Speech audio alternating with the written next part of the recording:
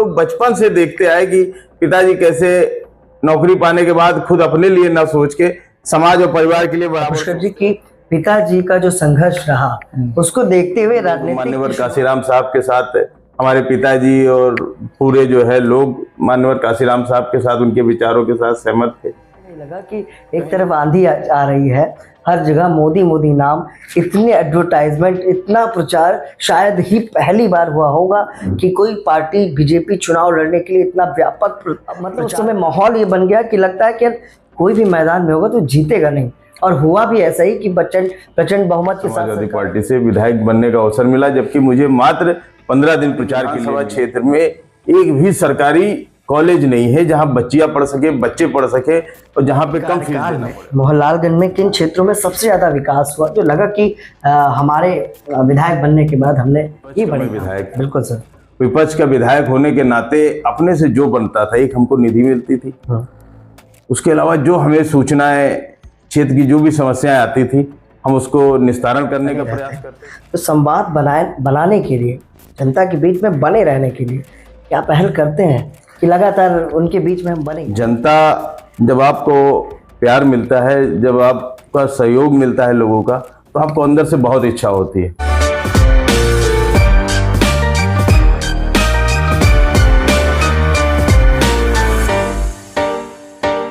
नमस्कार, मैं विक्रम और आज अपने पॉडकास्ट में हम फिर से खास शख्सियत से आपको रूबरू कराएंगे। लगातार हम लोगों से बात कर रहे हैं और उनकी जीवन यात्रा, राजनीतिक यात्रा और उनके संघर्षों पर चर्चा कर रहे हैं।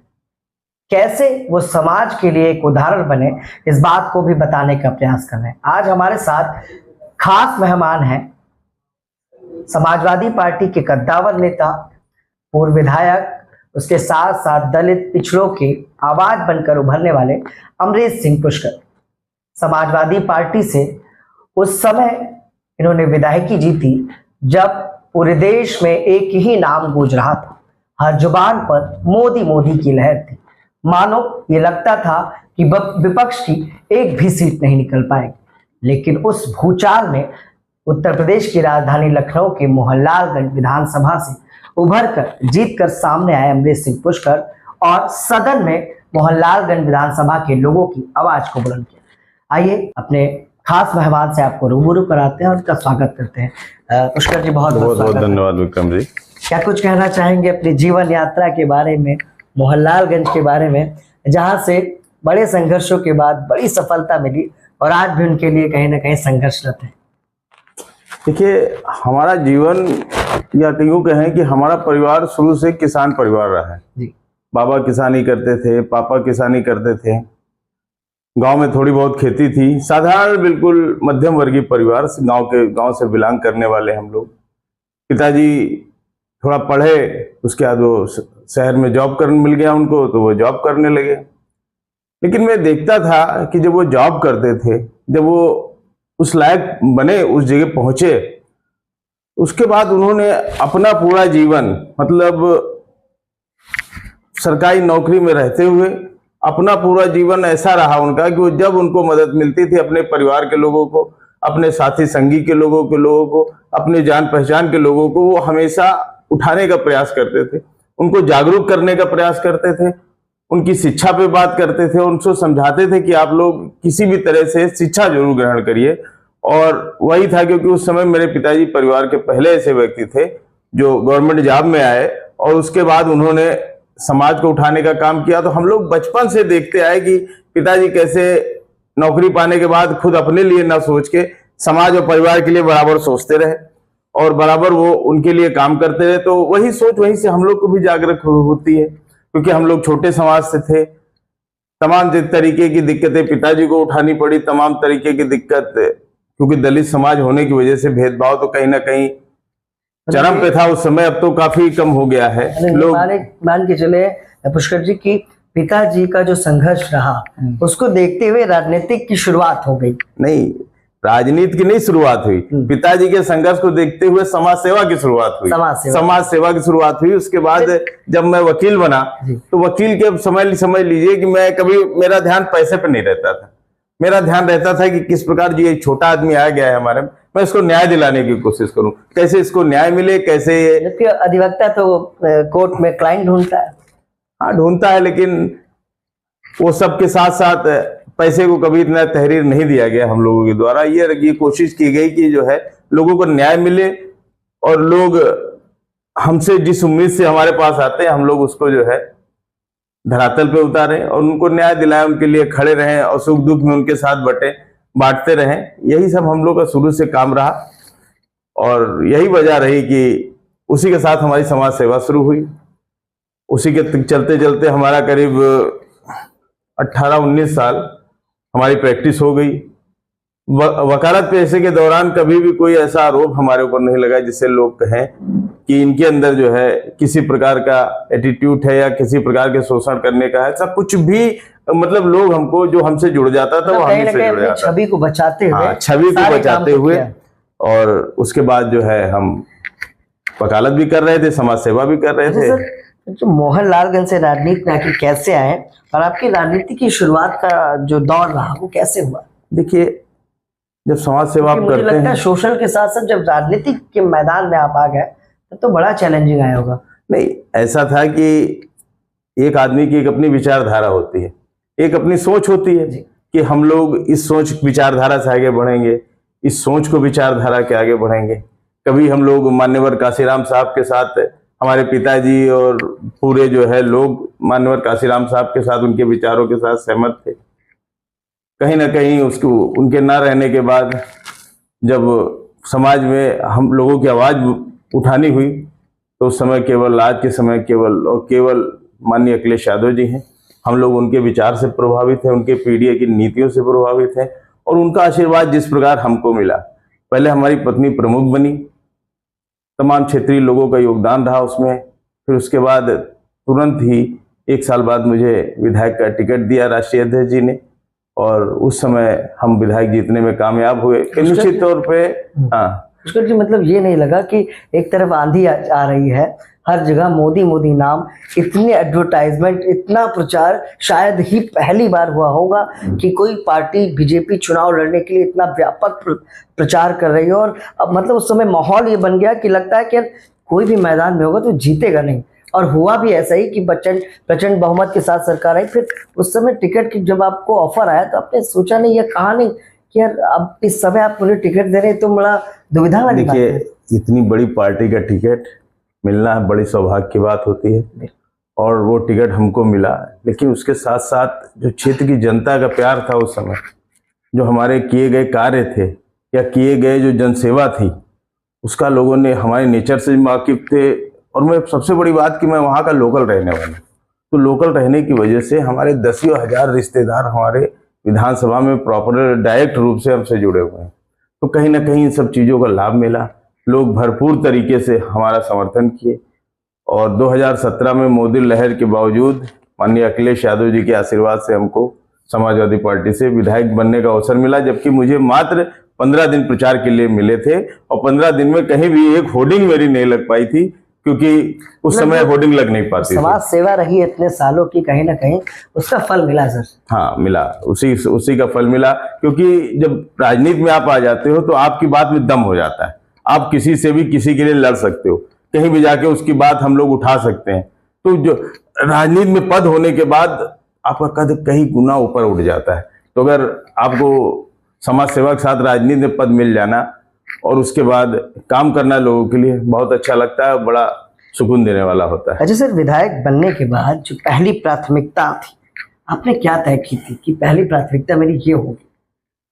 देखिए, हम लोग मोहनलालगंज विधानसभा से बिलोंग करते हैं, और मोहनलालगंज विधानसभा हमारा आज भी ग्रामीण क्षेत्र है, ग्रामीण परिवेश है। अब जाके थोड़ा सा शहर में जुड़ा है, नहीं तो पूरा का पूरा ये ग्रामीण क्षेत्र रहा है हमारा। यहाँ पे लोगों को किसान खेती बहुत तैयार रूप से की जाती है, लेकिन यहाँ पे अगर सबसे ज्यादा कहीं दिक्कत थी तो पानी की समस्या। अगर खेती कर रहा है उसको, एक बेल्ट में हमारे पानी आता था, हुसैनगंज साइड में पानी इंदिरा नहर का मिल जाता, लेकिन मोहनलालगंज क्षेत्र में तमाम जगहों पे पानी नहीं मिल पाता था। तो हम लोग उस पानी से किसानों को पानी दिलाने के लिए, फिर सबसे बड़ी बात यह है कि वहाँ दलित पिछड़ा बहुत है, और दलित पिछड़ा होने के बावजूद हमारे विधानसभा क्षेत्र में एक भी सरकारी कॉलेज नहीं है जहां बच्चियां पढ़ सके, बच्चे पढ़ सके, और जहां पे कम फीस देना पड़े। और आज भी स्थिति यह है कि कोई भी राजकीय कॉलेज डिग्री के लिए हमारे विधानसभा क्षेत्र में अब तक न बना है। जब मैं विधायक बना तब मैं आवाज उठा रहा था, उसके बाद भी उठा रहा था, लेकिन तमाम आश्वासन के बावजूद भी हमारे विधानसभा क्षेत्र में एक कॉलेज की स्थापना, डिग्री कॉलेज की स्थापना आज तक नहीं हो पाई। अच्छा सर, आपके कार्यकाल में मोहनलालगंज में किन क्षेत्रों में सबसे ज्यादा विकास हुआ, जो लगा कि हमारे विधायक बनने के बाद हमने ये बड़े काम कर डाले? देखिए, विधायक बना मैं, विधायक बनने के बाद चूंकि उस समय विपक्ष का मैं विधायक, बिल्कुल सर, विपक्ष का विधायक होने के नाते अपने से जो बनता था, एक हमको निधि मिलती थी, उसके अलावा जो हमें सूचनाएं, क्षेत्र की जो भी समस्याएं आती थी, हम उसको निस्तारण करने का प्रयास करते थे। और चूंकि मैं अगर सीधे उठाता था तो हमारी बातें नहीं सुनी जाती थी, तो हमने समितियों के माध्यम से, विधानसभा में क्वेश्चन उठा के, मतलब जितने माध्यम एक विधायक के होते हैं, विपक्ष के विधायक के, वो सब मैंने इस्तेमाल किए। अपने क्षेत्र की तमाम रोडों का निर्माण कराया। सबसे बड़ी रोड आप देखिएगा, हमारे जब मैं विधायक था तो नगराम गंगागंज रोड थी, इतनी जर्जर थी कि उस पर पैदल चलना भी मुश्किल था। तमाम आवाज होने उठाने के बावजूद वो जो है हमारी रोड हमारे प्रयासों से सफल हुई। हालांकि बनी वो 2022 के बाद, लेकिन वो कहीं ना कहीं हम लोग के संघर्ष का परिणाम था, क्योंकि वो रोड हमारे ही कार्यकाल में वो स्वीकृत हुई थी। बहुत बड़ी रोड हमने बनाई। एक खुजौली से नगराम रोड थी, इसके लिए भी हम लोग आवाज उठा रहे थे, तो वो सब अब आज बन के तैयार हो गई हैं तमाम तरीके। बस हमारे क्षेत्र की सबसे बड़ी समस्या इस समय है, किसानों को जहां पानी नहीं पहुंच रहा वहां पानी पहुंच जाए, बच्चों के लिए शिक्षा की व्यवस्था हो जाए, लोगों के लिए स्वास्थ्य की व्यवस्था हो जाए। स्वास्थ्य के इलाज के लिए आज भी हमारे जो CSC हैं, तमाम जगहों पे अच्छे डॉक्टर्स नहीं हैं, उनके लिए प्रॉपर जांच के लिए अल्ट्रासाउंड मशीन, एक्सरे मशीन जो मॉडर्न होती है, डिजिटलाइजेशन, वो इस समय नहीं मौजूद है। पुष्कर जी, ये मान लें कि शिक्षा, स्वास्थ्य और बुनियादी सुविधाओं को लेकर आपने कई प्रयास किए होंगे? नहीं, शुरू से प्रयास किए। हमने तो ये जान रहे कि जो मूलभूत आवश्यकता है, अगर हम लोग उस पर नहीं करेंगे इंसान की, जिसके लिए हम लोग को चुना गया है, तो हम लोग को चुने जाने का कोई मतलब नहीं है। तो हम लोग लगातार शुरू से ही इस पे काम करने का प्रयास करते हैं। जी, आज आप पूर्व विधायक हैं, लेकिन हमने देखा है कि जनता के बीच लगातार आप बने रहते हैं, तो संवाद बनाने के लिए, जनता के बीच में बने रहने के लिए क्या पहल करते हैं कि लगातार उनके बीच में हम बने ही रहें? देखिए, जनता जब आपको प्यार मिलता है, जब आपका सहयोग मिलता है लोगों का, तो आपको अंदर से बहुत इच्छा होती है। आज स्थिति है हमारी विधानसभा की, हमको इतना प्यार, सपोर्ट, प्यार दुलार, यह कह लें कि हमको लोग इतना सम्मान देते हैं कि लोग मुझे अक्सर इतना बुलाते रहते हैं कि तमाम जगह मैं जाता हूँ, तमाम जगह फिर भी नहीं पहुंच पाता। तो ये प्यार और सहयोग की वजह से है कि आज कहीं किसी का दुख सुख की अगर जरा सी बात होती है, खबर आती है, तो मैं जाता हूँ। तमाम तरीके की उनकी जो समस्याएं आती हैं, आज मैं भले में विधायक नहीं हूँ, लेकिन वर्तमान समय में हमारे सांसद, हमारे राजनीतिक गुरु परम आदरणीय श्री RK चौधरी जी हैं, हम उनके माध्यम से उनकी समस्याओं को सुलझाने का पूरा प्रयास हम लोग करते रहते हैं। माननीय चौधरी जी के रूप में हमें एक बड़ी ताकत मोहनलालगंज विधानसभा में मिली है।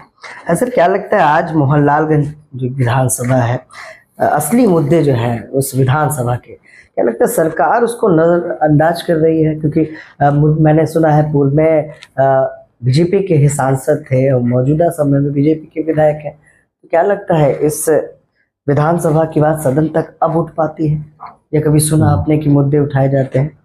मुझे नहीं लगा कि हमारे विधानसभा की कोई आवाज इस समय सदन में जा रही है। इसके पहले जो सांसद थे, उन्होंने वादा किया था, हम कहते जो सरकार अपने लोगों को, अपने बेटियों को शिक्षा न व्यवस्था कर पाए, तो उससे ज्यादा खराब सरकार नहीं हो सकती।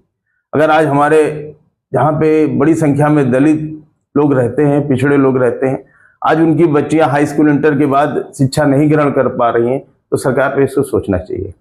यहाँ के माननीय सांसद जी थे जो पूर्व वाले हैं, उन्होंने कई बार वादा किया, वो केंद्र में भी तक मंत्री बन गए, लेकिन हमारे लोगों को एक महिला डिग्री कॉलेज हमारे क्षेत्र में नहीं दे पाए। यहाँ तक कि अपनी निधि का भी कोई विकास कार्य हमारे विधानसभा क्षेत्र मोहनलालगंज में नहीं किया। आज की स्थिति भी यही है कि जो वर्तमान विधायक हैं वो जनता से दूर नदारद रहते हैं। हम नहीं कहते, जनता कहती है। तो जनता के बीच में उनका संवाद नहीं। तमाम ऐसी जो हमारा क्षेत्र है, सरकार में होने के, विधायक होने के बावजूद हमारा सहित पिछड़ता जा रहा है। मौके पे खाद नहीं मिल पाती, चिकित्सा व्यवस्था है नहीं, मूलभूत सुविधाएं जो होनी चाहिए वो आज वर्तमान समय में अभी भी नदारद है। कहा जाता है विचारधाराओं का पुष्कर जी बड़ा खेल होता है। किसी भी राजनीतिक दल में जब हम जाते हैं तो ये जरूर तय करते हैं कि हमारी विचारधारा यहाँ से मेल खाती है कि नहीं। विचारधारा का क्या महत्व है, जो समाजवादी विचारधारा की आज बात की जाती है। मैंने देखा इलेक्शन के समय आप विचारधाराओं की बात कर रहे थे, आप कॉन्स्टिट्यूशन को लेकर चल रहे थे, तो क्या महत्व है विचारधारा का, समाजवादी विचारधारा? समाजवादी विचारधारा वर्तमान समय में अगर कोई विचारधारा सबसे ज्यादा कारगर है, जो सभी धर्मों का सम्मान करते हैं, सभी जातियों का सम्मान करते हैं और जो सबको साथ लेके चलने वाले हैं, वो माननीय हमारे अखिलेश यादव जी हैं और माननीय नेताजी द्वारा स्थापित समाजवादी पार्टी। समाजवादी पार्टी सबको लेके चलने वाली, सबको सम्मान देने का काम कर रही है। आज समाजवादी पार्टी ने पीडीए चलाया है। पीडीए के तहत तमाम पिछड़े, दलित, अल्पसंख्यक लोग बड़ी संख्या में पार्टी से जुड़ रहे हैं और आज जो हम लोग की एक मांग थी जाति जनगणना, मैं बहुत बहुत आपके माध्यम से माननीय राष्ट्रीय अध्यक्ष जी को धन्यवाद देना चाहूँगा कि उनके अथक प्रयासों से, माननीय राहुल गांधी जी के अथक प्रयासों से, इंडिया गठबंधन के अथक प्रयासों से ये संभव हो पाया कि आज जो सत्ता में बैठी सरकार है, दबाव में आके उन्होंने जाति जनगणना का निर्णय लिया। लगता था ये समय जाति जनगणना के रिजल्ट को देने का था। ये पहलगांव जो दर्द, देश जिस दर्द से जूझ रहा था, उस दर्द पे बात करने का था। मुझे तो लगता है कि ये माइंड डाइवर्ट या लोगों को डाइवर्ट करने की वो चीजें हैं कि जिस समय देश एक संकट से जूझ रहा है, दर्द से जूझ रहा हो, और आप जातिगत जनगणना की बात करने लगते हैं। बात आपकी सही है, मैं सहमत हूँ। ये समय नहीं था। आज पूरा देश माननीय मोदी जी की तरफ, गृह मंत्री अमित शाह जी की तरफ देख रहा था कि हम लोग कब पाकिस्तान को जवाब देंगे। बिल्कुल, किस प्रकार हम उनको, जो हमारे लोगों को उन्होंने मारा, शहीद किया, तो इसका जवाब हम लोगे। लेकिन ऐसे मौके पे चूंकि ये सरकार, क्या कहूँ मैं इसको, ये हमेशा ही एक ऐसा मुद्दा ले आती है जिससे दूसरे मुद्दे से ध्यान भटक जाता है। लेकिन जनता आज भी, कश्मीर में जो घटना घटी है, वहाँ के लोग, उनके परिवारजन के साथ पूरा देश आज इंसाफ मांग रहा है मोदी जी से, और इसका बदला कैसे होगा ये सब अभी हम लोग देख रहे हैं और देख के देखना चाहेंगे। क्योंकि मैंने आपके नेता यानी कि समाजवादी पार्टी सुप्रीमो को सुना कि जब उनसे इस बात का जिक्र किया गया कि पहलगांव पर आपका क्या कहना है, तो उन्होंने इतना ही कहा कि हम सरकार के साथ हैं, सरकार ठोस कदम उठाए। लेकिन जिस तरह से सेना को तो खुली छूट दे दी गई है, लेकिन क्या ये समय एक दूसरे मुद्दे को लाने का है? देखिए, हमारी पार्टी या कांग्रेस पार्टी हो, किसी भी राष्ट्रीय मुद्दे पे हम लोग हमेशा सरकार के साथ रहे हैं। और सरकार, चूंकि पूरी ताकत है सरकार के पास, कोई भी देश हमारे ऊपर अगर गलत निगाह रख के हमारे लोगों को क्षति पहुंचाने का काम करता है तो उसको जवाब देने का काम हमारी सरकार का बनता है। जब ऐसे समय में जब पूरा विपक्ष माननीय प्रधानमंत्री मोदी जी के साथ है, तो उनको कुछ ऐसा करना चाहिए जिससे देश में हमारा मान बढ़े और पाकिस्तान के लोगों को सबक मिल सके, जिससे जो है वो भविष्य में इस तरह की घटनाएं की पुनरावृत्ति ना हो। बिल्कुल सर। देखिए, पूर्व विधायक अमरीश पुष्कर जी से हम बात कर रहे हैं, बेबाकी से सारे सवालों का वो जवाब भी दे रहे हैं। सरकार की नीतियों का बड़ा असर होता है हमारी जनता पर, हम पर और प्रत्येक व्यक्ति पर। सरकार जो योगी सरकार है, उनकी किन नीतियों से आप असहमत ज्यादा रहते हैं, और खासकर ग्रामीण क्षेत्रों को लेकर, जैसे आप जिस क्षेत्र से आ रहे हैं? देखिए, ग्रामीण क्षेत्र में जो हमारे गरीब लोग हैं, छोटे लोग हैं, मजदूर लोग हैं, मतलब जितना भी पीडीए समाज है, उनके लिए सरकार कोई योजना नहीं बना रही है। ये खाली आंकड़े कागज पे हैं। दिखने को लगता है कि बहुत बड़ी योजनाएं जा रही, लेकिन आज भी उनको थोड़े से राशन में उलझा के रखा हुआ है। उनके बच्चों को अच्छी शिक्षा नहीं मिल पा रही है। आज गांव के प्राथमिक स्कूलों में जो विद्यालय हैं, वहां पे टीचरों की संख्या कम होती चली जा रही है। 4-6 साल 8 साल हो रहे हैं जब से सरकार ने भर्ती शिक्षकों की नहीं की है। अगर सरकार, लाखों शिक्षक जो है इसमें भर्ती पेंडिंग पड़ी है, और ये सरकार क्या बनाना चाहती है? अगर आज की डेट में 1-2 साल किसी बच्चा अगर ठीक से शिक्षा नहीं ले पाएगा तो उसका भविष्य क्या होगा? लेकिन ये सरकार शिक्षा पे बिल्कुल ध्यान नहीं दे रही है। मुझे ये लगता है कि आजकल सवाल पूछना भी गुनाह हो जाएगा। सवाल पूछने पर FIR हो जाती है। कभी अगर अपनी बात को कविता के माध्यम से रख देते तो उन पर मुकदमे हो जाते हैं। तो ये भी लगता है आपको कि मतलब डर भी लगता होगा कि कहीं विपक्ष तो है हम, लेकिन खुल के विरोध भी नहीं कर सकते हैं, दबाया जाता है किसी तरह, लगता है कि दबाव में हम आज विपक्ष हैं। देखिए, हम लोग या पूरा इंडिया गठबंधन हो, हम लोग कहते हैं कि संविधान को नष्ट किया जा रहा है बीजेपी द्वारा। नष्ट करने का मतलब नहीं कि किताब हटा रहे हैं, नष्ट करने का मतलब है कि उसमें जो दिए हुए प्राविधान है, जो उसमें दिए हुए अनुच्छेद है, उसकी महत्व खत्म किया जा रहा है। हमारे संविधान में स्पष्ट रूप से लिखा हुआ है अभिव्यक्ति की आजादी, पक्ष हो या विपक्ष हो, सबको अपनी बात कहने का अधिकार है। लेकिन ये सरकार ऐसी हो गई है कि अगर आप कहीं भी बोलते हो तो उसको अच्छा नहीं लगता, तो कोशिश करेगी कि आपको किसी न किसी रूप में फंसाए और किसी रूप में आपको दंडित करे। लेकिन उनके कहने से कुछ नहीं होना। ये जनता है, सब जान रही है, जनता इस समय मौन है और जनता को जवाब देने का मौका सिर्फ 5 साल बाद मिलता है। मोदी जी की नीतियां पसंद नहीं आई उत्तर प्रदेश में, और 5 साल बाद 2024 का चुनाव आया तो जनता ने उनको जवाब दे दिया। जहां वो 80 की 80 सीटें की बात कर रहे थे, आधी सीटें भी उत्तर प्रदेश में नहीं पा पाए, और बहुत बुरी तरीके से अगर जनता ने उनको जवाब दिया और बहुत बुरी तरीके से हराने का काम भारतीय जनता पार्टी को किया, तो यहाँ उत्तर प्रदेश की जनता ने, और ऐसा स्थिति बनी कि आज भाजपा की केंद्र में बैसाखियों के दम पे सरकार चल रही है। ये स्थिति बन गई है। इसलिए संविधान से अगर कोई छेड़खानी कर रहा है, संविधान के उपबंधों से छेड़खानी कर रहा है, उसमें जो हम लोग के अधिकार मिले उससे छेड़खानी करने का अगर प्रयास कर रहा है, तो जनता जवाब देगी और जनता को पूरा हक है कि उनको जवाब दिया जाए। अच्छा सर, कल मैं एक पॉडकास्ट कर रहा था, एक पूर्व सांसद हैं भारतीय जनता पार्टी के, तो मैंने उनसे एक सवाल किया कि वो तो पीडीए को लेकर चल रहे हैं, आप यानी विपक्ष, और एक कॉन्स्टिट्यूशन की किताब को लेकर पूरे इलेक्शन में चले। तो उन्होंने कहा कि कॉन्स्टिट्यूशन का सिर्फ पन्ना है, ऊपर सिर्फ संविधान का 2 पन्ना है, अंदर कॉन्स्टिट्यूशन में उनकी स्पीचेस होती हैं। इस बात पर क्या कहना चाहेंगे? क्या लगता है आज अंबेडकर विचारधारा भारतीय जनता पार्टी में दिखती है? क्योंकि वो तो लगातार, मुझे लगता है अभी जयंती थी तो उसको भी पूरा 1 महीने तक उन्होंने मनाया। आप कैसी बात करते हैं? बाबा साहब की विचारधारा और भाजपा, आप वो दिन भूल गए कि जब अमित शाह जी ने किस प्रकार हमारे मसीहा, हमारे उद्धारकर्ता बाबा साहब को किस तरह अपमानित करने का काम भरे सदन में उन्होंने किया था, और इन्होंने बड़े खराब शब्दों में संसद के अंदर बाबा साहब के विषय में अपमानजनक टिप्पणी की थी, जिसके ऊपर पूरा देश आंदोलन किया था। उसके बावजूद भी इस व्यक्ति ने, गृह मंत्री ने, माफी नहीं मांगी। यानी वो बाबा साहब के जो अपमान करने की उनकी नीति है उस पर कायम रहते हैं, और बाबा साहब को अपमानित कर, जो दिख रहा है आपको, ये हमारे संविधान की ताकत है। 85% लोगों की ताकत है जो संविधान में विश्वास करते हैं, और ये इनका दिखावा कुछ और है, लेकिन अंदर से संविधान को कभी नहीं मानते, और इस संविधान के प्रति कोई निष्ठा नहीं है इनके ऊपर। ये संविधान एक देखने की किताब है उनके लिए, और जिसको जब चाहते हैं अपने ढंग से उसको तोड़ते मरोड़ते रहते हैं। पुष्कर जी, कहा जाता है राजनीति में जाति बड़ी विशेष है, चाहे इलेक्शन टाइम हो और चाहे उनके लिए बात करना हो, चाहे उनका वोट लेना हो, चाहे उनके लिए कोई काम करना हो। तो दलितों की स्थिति, क्योंकि आप पिछड़ों की राजनीति कर रहे हैं, दलितों की राजनीति कर रहे हैं, कौन सी पार्टी सही थी उनके लिए या है अभी?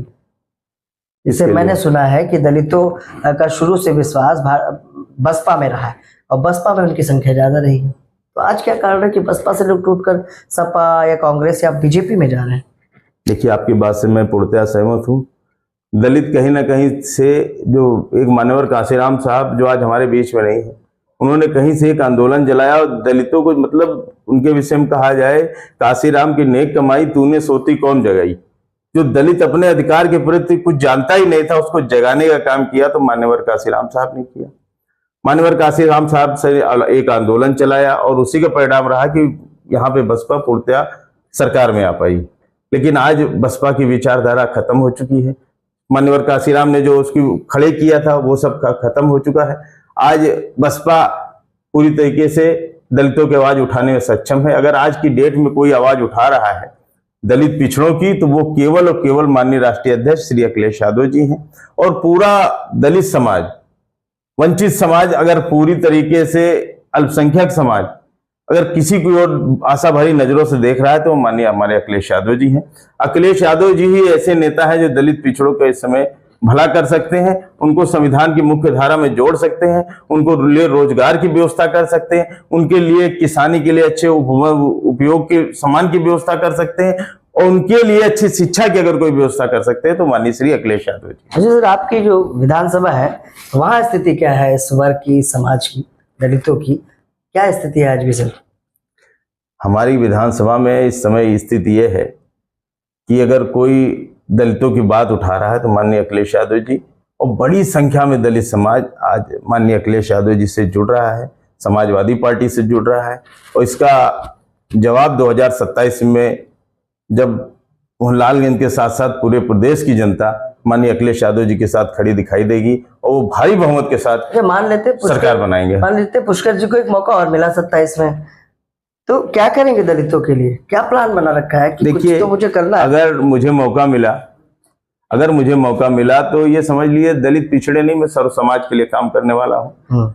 हर आदमी को साथ लेके चलता हूँ। हाँ, ये जरूर है कि जो समाज पिछड़ा हुआ है, जो समाज की मुख्य धारा से नहीं जुड़ा हुआ है, उसके लिए थोड़ा हम लोग ज्यादा प्रयास करते हैं कि उसको थोड़ा सा ज्यादा कुछ उसके लिए कुछ कर सकें। हमारा सबसे बड़ा काम है कि हम किसी भी हालत में किसी भी कीमत पे एक शिक्षा की, कॉलेज की हम व्यवस्था, एक इस ब्लॉक मोहनलालगंज ब्लॉक में और एक गोसाईगंज ब्लॉक में एक हम लोग सरकारी कॉलेज की स्थापना करवाने का पूरा करेंगे, जो डिग्री कॉलेज हो, जिससे हमारी बेटियां, हमारे जो है बहनें वहां पे जाके शिक्षा ग्रहण कर सकें और जो है आगे मुख्य धारा में जोड़ने का प्रयास किया जाए। उसके साथ साथ जो किसानों के लिए जो व्यवस्था करनी होगी, हम लोग खाद पानी उनको समय दिलाएंगे देश और अपनी विधानसभा के साथ साथ क्योंकि हमारे राष्ट्रीय अध्यक्ष जी का विजन बहुत क्लियर रहता है, इतना साफ विजन और हर वर्ग के लिए सोचते, तुरंत कुछ ना कुछ ऐसी योजनाएं आ जाएंगी कि हमारे तमाम दलित वंचित वर्ग उससे लाभान्वित होंगे, लोगों को नौकरियां मिलना बड़ी संख्या में शुरू हो जाएंगी, लोगों की चिकित्सा व्यवस्था की स्थिति सही हो जाएगी, हॉस्पिटलों में अच्छी अच्छी दवाइयां मिलने लगेंगी। ये हमें पूर्ण विश्वास है कि 2027 में जब अखिलेश यादव जी मुख्यमंत्री बनेंगे तब ये होने वाला है। सर, चुनाव लड़ने की योजना बना रहे हैं कि नहीं? देखिए, हम चुनाव के लिए क्या, मैं तो समाज सेवा पहले भी करता था, आज भी कर रहा हूँ और लगातार फील्ड में लोगों के बीच लगा हूँ। और माननीय राष्ट्रीय अध्यक्ष जी द्वारा अगर मुझे मौका मिलता है तो एक बहुत ही अच्छी लीड के साथ हम लोग मोहनलालगंज विधानसभा जीतेंगे। कहा जाता है सर कि पहले की राजनीति बिना संसाधनों की थी और लोग समाज सेवा के भाव से राजनीति भी करते थे, लेकिन लगता है कि आज जो नई पीढ़ी है, जो नेता है, जो समाजवादी पार्टी में कितना स्थान पा रहे हैं? लगता है कि उनको स्थान वो मिल पा रहा है कि दिल मन लगा कर वो राजनीति कर सके, अपने नेता की कर सके? सेवा करना, राजनीति में अगर लोग सेवा भाव से आए तो बहुत अच्छी चीज है। सेवा भाव से अगर करेंगे, बहुत ही त्याग का है समय ये राजनीति, ये कोई व्यवसाय नहीं है, लेकिन अगर कुछ लोग ऐसे हैं जो व्यवसाय के तरीके से इसको कर रहे हैं, ये गलत चीज है। सेवा के भाव से आए तो देर नहीं सवेर उनको मौका मिलेगा और आगे बढ़ेगी, लेकिन ये जो इस समय दिखावा की राजनीति है, कहीं से ये ज्यादा उचित नहीं है। समझता राजनीति में ईमानदारी और जमीनी जुड़ाव को बनाए रखना आज कितना कठिन हो गया सर? कठिन है। जमीनी जुड़ाव के लिए टाइम देना पड़ता है, घूमना पड़ता है, लोगों के पास जाना पड़ता है, अपने संसाधन को खूब चलाना पड़ता है। तो कठिन तो है, लेकिन नामुमकिन नहीं है। अच्छा, अगर आज सर मोहनलालगंज की जनता को एक संदेश देना हो तो वो क्या होगा? संदेश मोहनलालगंज की जनता से कहेंगे कि जो इस समय आप देख रहे हैं कि कैसा कार्य हो रहा है सरकार के द्वारा, एक हमारा समय था कि जब हम लोग लैपटॉप, महिलाओं को पेंशन, समाजवादी लोहिया आवास दे रहे थे, आज वो सब बंद है और आज वो सब बेचे जा रहे हैं, वो सब खत्म हो चुका है। तो हम ये चाहेंगे कि आने वाले दिनों में आपके चैनल के माध्यम से कि आप सब लोग माननीय अखिलेश यादव जी को मुख्यमंत्री बनाने का काम करें, जिससे आपकी पुरानी जो सुविधाएं मिल रही थी वो बहाल हो सकें और आने वाले समय में हमारे बच्चों को रोजगार मिलेगा, किसानों को अच्छे संसाधन मिलेंगे और बच्चों को अच्छी शिक्षा मिलेगी। सर, आखिरी सवाल ले लेते हैं। देश की सबसे बड़ी समस्या आज भी क्या लगती है आपको? महंगाई या बेरोजगारी? देखिए, बेरोजगारी तो इस समय बहुत विकराल समस्या हो गई जब से सरकार आई है। 2 करोड़ रुपए सरकार ने तो सबको बिजनेसमैन बना दिया। मैंने बताया ना कि और लोन भी दे देती है उसके लिए। अब लोन देती है, क्या कितनों को मिलता है कौन नहीं मालूम, ये तो मुझे नहीं मालूम, लेकिन अभी मुझे कोई ऐसा आदमी नहीं दिखा जो खाली टीवी में देखते हैं, मोबाइल में देखते हैं कि मैंने लोन लेके मैंने ये तरक्की कर ली, मैं इतना ऊपर उठ गया, लेकिन रियल में हमको कोई नहीं दिखा जिसने लोन लेके आज कोई अच्छी रोजगार कर रहा हो, अच्छा कुछ कर रहा हो। ऐसा तो मुझे कोई आदमी नहीं दिखा। हाँ, लोग रोते बिलखते जरूर दिखते हैं कि जब से सरकार आई है हमारा रोजगार छिन गया, हमारा काम धंधा ठप हो गया। आज स्थिति यह है कि मैं तहसील में प्रैक्टिशनर वकील था और आज हमारे तहसील के तहसील तमाम इतने वकील हैं कि जो आज कहते हैं कि मोहनलालगंज तहसील में काम ही खत्म हो गया, यहाँ करने लायक कुछ बचा ही नहीं है। सरकार ने पूरी तरीके से हम लोग को बेरोजगार करके रख दिया।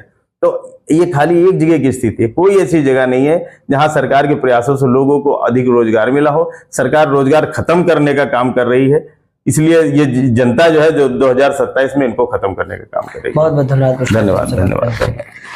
ये थे हमारे साथ समाजवादी पार्टी के पूर्व विधायक, मौजूदा सोशल वर्कर और अधिवक्ता, जो लगातार जनता के बीच बने रहने के लिए कोई ना कोई जतन करते हैं। कभी कंबल बांट देते हैं तो कभी गरीबों के बीच पहुंच जाते हैं।